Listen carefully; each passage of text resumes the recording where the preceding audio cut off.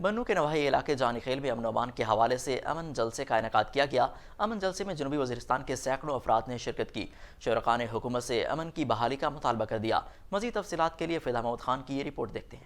جانی خیل منڈی میں ہونے والے گرینڈ امن جلسے میں جانی خیل، بنوں، شمالی وزیرستان اور جنوبی وزیرستان کے ہزاروں افراد شریک ہوئے، جن میں بچے، بوڑھے اور جوان شامل تھے، جبکہ مخصوص مہمانوں میں ANP کے سردار حسین بابک، پشتونخوا ملیم پارٹی کے MPA میر کلام وزیر اور چیف آف وزیرستان ڈاکٹر گل عالم وزیر و دیگر شامل تھے۔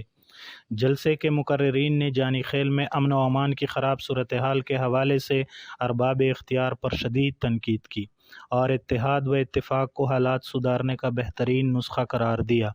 جلسے کے شرکاء نے مطالبہ کیا کہ جانی خیل قوم کے ساتھ کیے گئے 8 نکاتی امن معاہدے کو جلد از جلد عملی جامہ پہنایا جائے اور علاقے میں امن و امان کو مکمل طور پر بحال کیا جائے۔